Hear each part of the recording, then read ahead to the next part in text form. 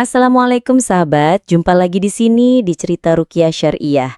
Sebelum kita dengarkan cerita, ada baiknya subscribe, like, share, dan komen dulu agar saya tambah bersemangat berceritanya.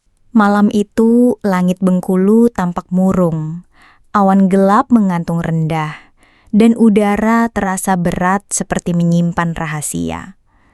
Raffi, seorang abang ojol yang biasa beroperasi hingga larut malam, baru saja menyelesaikan order terakhirnya ketika notifikasi masuk. Satu orderan lagi, dari seorang penumpang yang meminta diantar ke perumahan Bukit Palma. Tanpa pikir panjang, Raffi menerima. Ia tahu kawasan itu cukup sepi dan jauh dari pusat kota, tapi bayaran malam biasanya lebih tinggi. Saat tiba di titik jemput, ia melihat sosok pria berdiri di bawah lampu jalan yang redup. Wajahnya tertutup masker, mengenakan jaket hitam panjang, dan membawa tas kecil. Tak ada sapaan, hanya anggukan singkat saat duduk di jok belakang. Sepanjang perjalanan, penumpang itu diam. Tak ada obrolan, tak ada instruksi tambahan. Tapi Raffi mulai merasa ada yang aneh. Aroma tubuh penumpang itu seperti bunga kenanga bercampur tanah basah. Bau yang tak biasa. Setelah sekitar 20 menit, mereka tiba di gerbang perumahan. Penumpang itu turun tanpa banyak bicara, hanya mengucapkan terima kasih.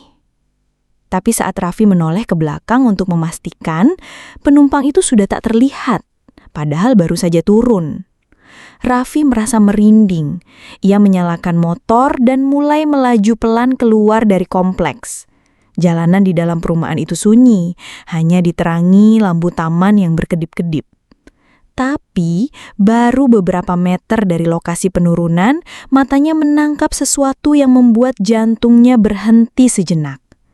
Di tengah jalan, berdiri sosok tinggi besar. Tubuhnya seperti asap pekat, matanya merah menyala, dan wajahnya tak berbentuk. Raffi mengucek mata, berpikir mungkin hanya bayangan. Tapi sosok itu tetap ada. Diam, menatap, seolah tahu bahwa Raffi bisa melihatnya. Ia mencoba tetap tenang, melaju pelan, tapi pandangannya semakin dipenuhi oleh sosok-sosok lain. Di balik pohon, di atas atap rumah, bahkan di trotoar, makhluk-makhluk tak kasat mata itu kini terlihat jelas. Ada yang menyerupai anak kecil dengan mata hitam legam, ada yang melayang tanpa kaki, dan ada yang hanya berupa bayangan bergerak cepat. Raffi panik. Ia berhenti sejenak, mencoba berdoa dalam hati, tapi rasa takut menguasai. Ia tancap gas, melaju keluar dari kompleks dengan kecepatan tinggi, tak berani menoleh ke belakang. Malam itu, Raffi pulang dengan tubuh gemetar dan pikiran kacau. Ia tak tahu apa yang baru saja terjadi, tapi satu hal pasti, sejak malam itu, matanya seperti terbuka ke dunia lain. Dunia yang selama ini hanya ia dengar dari cerita orang. Dunia jin. Sejak malam itu, Raffi merasa hidupnya tak lagi normal. Setiap kali keluar malam untuk narik ojol, matanya seperti menangkap bayangan-bayangan yang tak bisa dijelaskan. Di pinggir jalan, di halte, bahkan di warung kopi tempat biasa ia nongkrong, makhluk-makhluk gaib itu muncul tanpa permisi. Namun, gangguan paling mengerikan terjadi 3 malam setelah kejadian di perumahan Bukit Palma. Raffi baru saja mengantar penumpang ke daerah pinggiran kota. Jalanan gelap, hanya diterangi lampu motor. Saat melaju pelan melewati jalan sempit yang diapit pepohonan, ia merasakan hawa dingin menusuk kulit. Udara malam terasa berbeda, lebih berat, lebih sunyi. Tiba-tiba, dari arah kiri, muncul sesuatu yang membuat darahnya membeku. Sebuah kepala manusia, terbang, tanpa tubuh. Rambutnya menjuntai panjang, matanya melopot, dan lidahnya menjulur keluar seperti ular. Kepala itu melayang cepat ke arah Raffi, mengeluarkan suara berdesis seperti angin yang marah. Raffi menjerit dalam hati. Ia langsung tancap gas, melaju secepat mungkin. Tapi kepala itu terus mengejar, melayang rendah di belakangnya, kadang naik ke atas, kadang menyamping, seolah bermain-main dengan ketakutan Raffi. Di kaca spion, ia melihat lebih banyak makhluk bermunculan. Ada sosok hitam besar berlari di antar pepohonan, ada bayangan putih melayang di atas kabel listrik, dan ada suara-suara bisikan yang tak jelas asalnya. "Jangan lari, kamu sudah bisa melihat kami." Suara itu terdengar langsung di telinga, padahal tak ada siapapun di boncengan. Raffi hampir kehilangan kendali. Ia berbelok tajam, keluar dari jalan sempit, dan masuk ke jalan utama. Lampu jalan mulai terlihat, tapi rasa aman tak kunjung datang. Kepala terbang itu menghilang sesaat, lalu muncul lagi di depan motor, membuat Raffi hampir menabrak. Ia berhenti mendadak, tubuhnya gemetar, nafasnya tak beraturan. Dalam hati, ia membaca ayat kursi. Perlahan, makhluk itu menjauh. Tapi sebelum benar-benar hilang, kepala itu menatap Raffi dan berkata dengan suara parau, "Mata kamu sudah dibuka, dan kami akan terus datang." Malam itu, Raffi pulang dengan tubuh lemas dan mata yang tak bisa terpejam. Ia tahu, ini bukan mimpi, ini bukan halusinasi, ini nyata. Dan yang lebih menakutkan, ia tak tahu bagaimana cara menutup mata gaib yang kini membuatnya hidup dalam dua dunia. Sejak sesi ruqyah terakhir di rumah Ustadz Munir, hidup Raffi perlahan kembali normal. Ia tak lagi melihat sosok-sosok gaib yang selama berminggu-minggu menghantui pandangannya. Jalanan malam terasa lebih sunyi, tapi bukan sunyi yang menakutkan, melainkan sunyi yang menenangkan. Namun, perubahan terbesar bukan pada matanya, melainkan pada hatinya.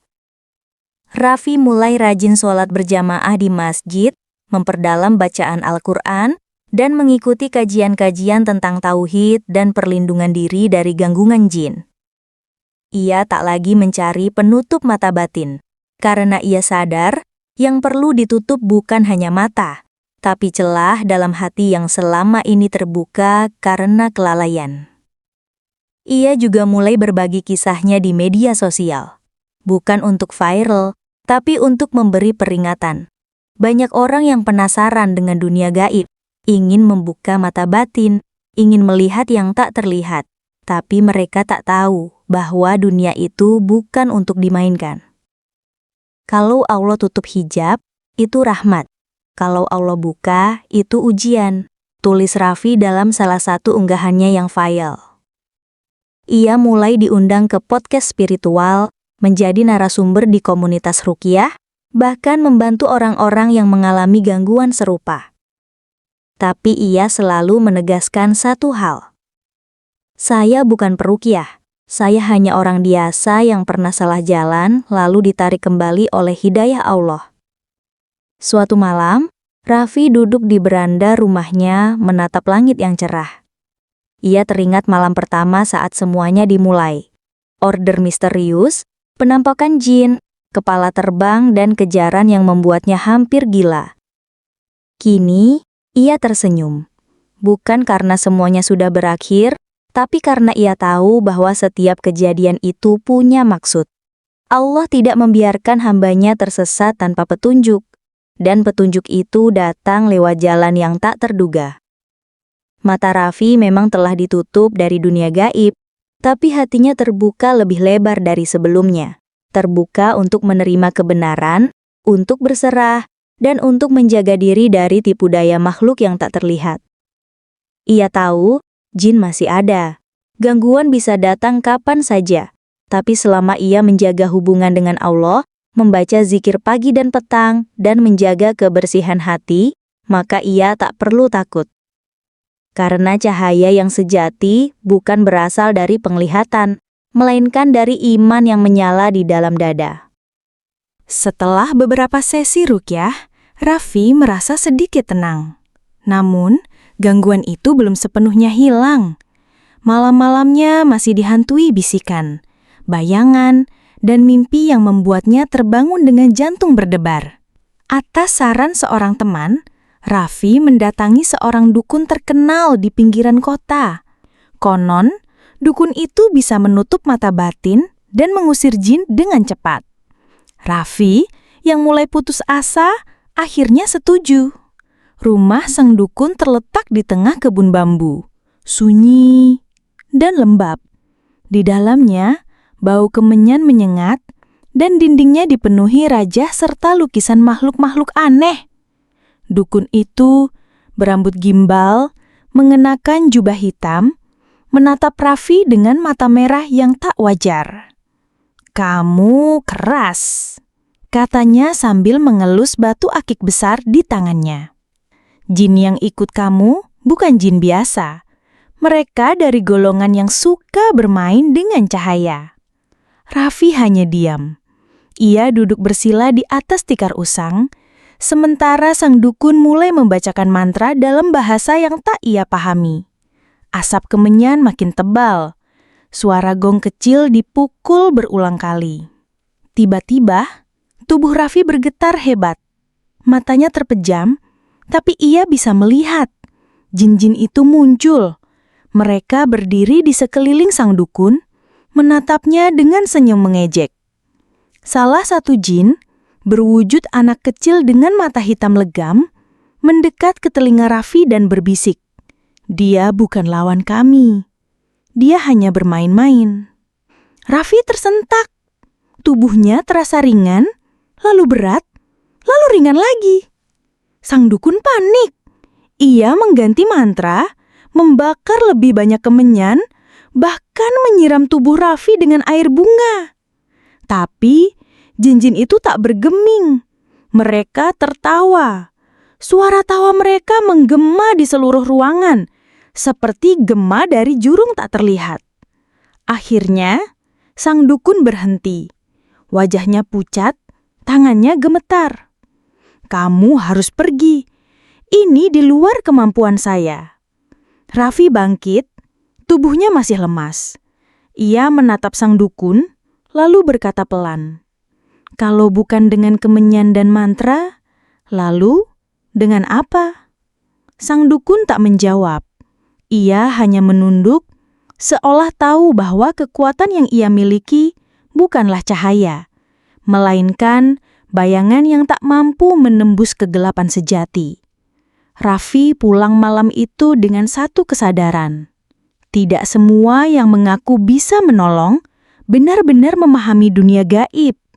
Jin-jin itu tidak takut pada mantra. Mereka hanya tunduk pada cahaya yang berasal dari kebenaran. Dan Raffi tahu, ia harus mencari cahaya itu, bukan di tempat gelap, tapi di jalan yang terang. Setelah kegagalan dukun yang justru memperburuk keadaan, Raffi merasa semakin terdesak. Gangguan gaib makin menjadi. Ia tak hanya melihat jin, tapi mulai merasakan kehadiran mereka secara fisik. Dada sesak, pundak berat, dan suara bisikan yang muncul bahkan saat ia sedang sholat. Seorang teman lama, yang kini menjadi santri di pesantren Ruqyah, menyarankan agar Raffi menemui Ustadz Munir. Beliau bukan hanya peruqyah, tapi juga pembimbing ruhani. Banyak yang dengan izin Allah sembuh lewat tangannya, bukan karena kekuatan beliau, tapi karena izin Allah, Tata temannya. Raffi pun datang ke rumah Ustadz Munir, sebuah rumah sederhana di pinggiran kota, dikelilingi pohon mangga dan suara burung yang menenangkan. Begitu masuk, suasana terasa berbeda. Tenang, damai. Seolah ada benteng tak terlihat yang melindungi tempat itu dari gangguan luar. Ustadz Munir menyambut dengan senyum hangat. Wajahnya bersih, sorot matanya tajam namun penuh kasih. Setelah mendengar cerita Raffi, beliau hanya mengangguk pelan. "Kamu tidak gila. Kamu tidak halusinasi. Kamu sedang diuji. Ada jin yang bersarang di matamu, membuka hijab yang seharusnya tertutup. Mereka iseng, tapi juga licik. Mereka ingin kamu takut, lalu mencari jalan yang salah." Raffi terdiam. Kata-kata itu menusuk. Ia merasa seperti baru saja menemukan kunci dari teka-teki panjang yang menghantuinya. Proses ruqyah pun dimulai. Ustadz Munir meminta Raffi duduk bersila, lalu mulai membaca ayat-ayat Al-Quran. Al-Fatihah, ayat kursi, Al-Baqarah 1-5, dan ayat-ayat ruqyah lainnya. Suaranya lantang, penuh kekuatan, seolah menembus lapisan-lapisan gaib yang selama ini membungkus Raffi. Tak lama, tubuh Raffi mulai bereaksi. Tangannya gemetar, matanya berair, dan napasnya berat. Ia merasa seperti ada sesuatu yang bergerak di balik bola matanya. Panas, berputar, lalu menekan. Ustadz Munir terus membaca. Tiba-tiba Raffi berteriak. Suara itu bukan suaranya. Lebih dalam, lebih garang. Jin di matanya mulai menunjukkan wujudnya. Makhluk kecil berwarna abu-abu, bermata kuning, dengan tawa yang menyeringai. Dia milik kami. Kami hanya bermain. Teriak jin itu melalui tubuh Raffi. Ustadz Munir tak gentar. Ia melanjutkan bacaan, kini dengan ayat-ayat membakar. Jin itu mulai melemah, tubuh Raffi menggigil, lalu muntah cairan hitam pekat. Setelah hampir 1 jam, ruqyah selesai. Raffi terbaring lemas, tapi matanya terasa ringan. Ia menatap sekeliling, dan tak lagi melihat bayangan-bayangan itu. Ustadz Munir menutup sesi dengan doa, lalu berkata, "Mata kamu sudah dibersihkan. Tapi ingat, menjaga hati lebih penting. Jin bisa kembali jika kamu lalai." Raffi mengangguk. Malam itu, ia pulang dengan pandangan baru, bukan hanya secara fisik, tapi juga spiritual. Ia tahu, cahaya yang sejati bukan berasal dari mata, tapi dari hati yang bersandar pada Allah. Sejak sesi ruqyah terakhir di rumah Ustadz Munir, hidup Raffi perlahan kembali normal. Ia tak lagi melihat sosok-sosok gaib yang selama berminggu-minggu menghantui pandangannya. Jalanan malam terasa lebih sunyi, tapi bukan sunyi yang menakutkan, melainkan sunyi yang menenangkan. Namun, perubahan terbesar bukan pada matanya, melainkan pada hatinya. Raffi mulai rajin sholat berjamaah di masjid, memperdalam bacaan Al-Quran, dan mengikuti kajian-kajian tentang tauhid dan perlindungan diri dari gangguan jin.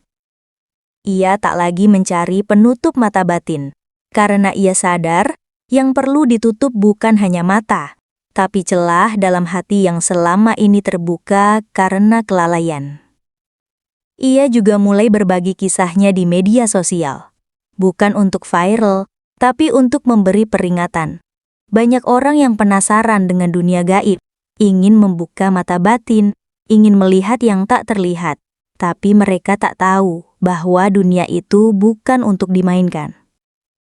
Kalau Allah tutup hijab, itu rahmat. Kalau Allah buka, itu ujian, tulis Raffi dalam salah satu unggahannya yang viral.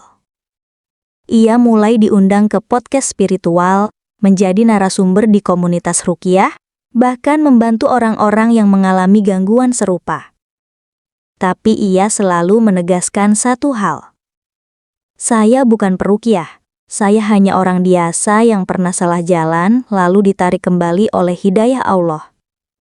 Suatu malam, Raffi duduk di beranda rumahnya menatap langit yang cerah. Ia teringat malam pertama saat semuanya dimulai. Order misterius, penampakan jin, kepala terbang dan kejaran yang membuatnya hampir gila. Kini, ia tersenyum. Bukan karena semuanya sudah berakhir, tapi karena ia tahu bahwa setiap kejadian itu punya maksud. Allah tidak membiarkan hambanya tersesat tanpa petunjuk, dan petunjuk itu datang lewat jalan yang tak terduga.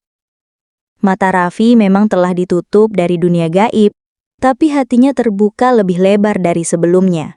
Terbuka untuk menerima kebenaran, untuk berserah, dan untuk menjaga diri dari tipu daya makhluk yang tak terlihat. Ia tahu, jin masih ada. Gangguan bisa datang kapan saja.